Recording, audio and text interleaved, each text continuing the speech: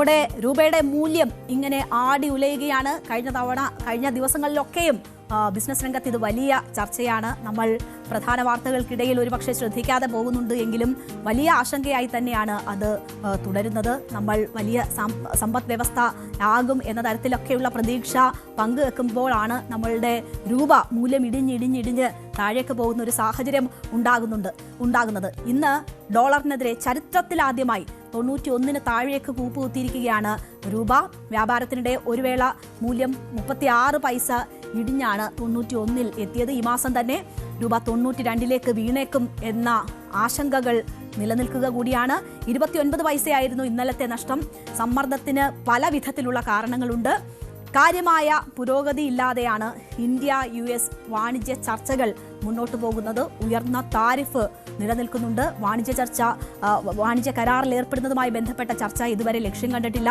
രാജ്യത്തേക്ക് സാധനങ്ങൾ ഇറക്കുമതി ചെയ്യുന്നവരിൽ നിന്ന് ഡോളറിന് ശക്തമായ ആവശ്യങ്ങൾ വരുന്നു. ഇറക്കുമതിക്കാർക്ക് ഡോളറിനുള്ള ആവശ്യം കൂടി വരുമ്പോൾ വിദേശ നിക്ഷേപകർ പണം പിൻവലിക്കുന്ന ഒരു സാഹചര്യവും വലിയ വെല്ലുവിളിയായി തുടരുന്നു. ഈ രണ്ട് ഘടകങ്ങളും കൂടിയാകുമ്പോൾ രൂപയ്ക്ക് പിടിച്ചു നിൽക്കാൻ പറ്റാത്ത അവസ്ഥ ഉണ്ടാകുന്നു എന്നതാണ് മനസ്സിലാകുന്നത്. വിദേശ നിക്ഷേപകരുടെ വൻതോതിലുള്ള ഓഹരി ബോണ്ട് വിൽപ്പന ഈ വീഴ്ചയ്ക്ക് ശക്തി പകർന്നുകൊണ്ടിരിക്കുന്നു. ഏഷ്യയിലെ തന്നെ ഏറ്റവും മോശം പ്രകടനം കാഴ്ചവെക്കുന്ന കറൻസിയായി രൂപ ഇപ്പോൾ മാറിയിരിക്കുകയാണ്. RBI വിപണിയിൽ ഇടപെട്ടില്ലായിരുന്നുവെങ്കിൽ രൂപയുടെ മൂല്യം ഇതിലും താഴുമായിരുന്നു എന്നതാണ് പൊതുവെ ഉള്ള വിലയിരുത്തലുകൾ.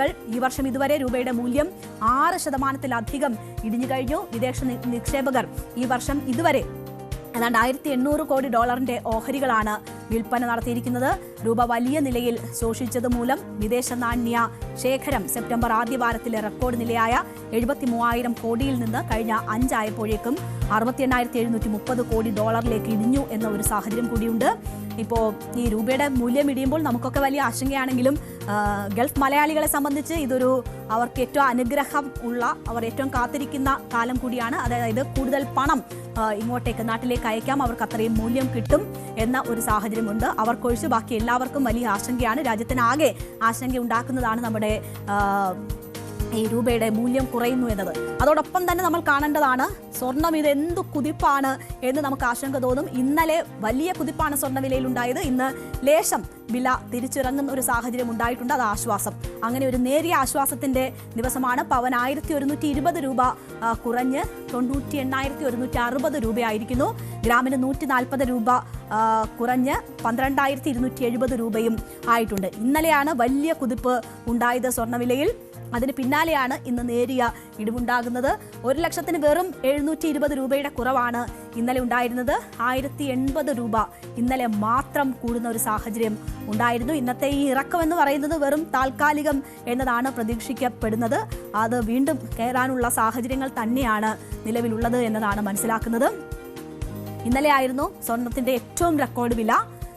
കേരളത്തിന്റെ ചരിത്രത്തിൽ ആദ്യമായാണ് പവന് 99,000 രൂപ കടന്നത്. രാവിലെയും ഉച്ചയ്ക്കുമായി 1080 രൂപയുടെ വർധനയാണ് ഉണ്ടായത്. അങ്ങനെ 99,280 രൂപയായി. നിലവിലെ ട്രെൻഡ് പരിഗണിച്ചാൽ ഇന്നോ നാളെയോ തന്നെ 1 ലക്ഷം രൂപയെന്ന മാന്ത്രിക സംഖ്യ ഭേദിക്കും എന്നാണ് കരുതിയിരുന്നത്. പക്ഷേ ഇന്ന് വില അല്പം കുറയുന്ന സാഹചര്യമാണ്. പക്ഷേ ഈ അടുത്ത ദിവസങ്ങളിൽ തന്നെ ഈ 1 ലക്ഷം കടന്ന് സ്വർണം കുതിക്കും എന്നതിന്റെ സൂചനകൾ വരുന്നു. കഴിഞ്ഞ ഒരു വർഷത്തിന്റെ മാത്രം പവന് 42,160 രൂപയാണ് കൂടിയിട്ടുള്ളത്. സ്വർണ്ണവില ഇത്രയും മുന്നേറ്റം നടത്തിയ കാലം വേറെയില്ല.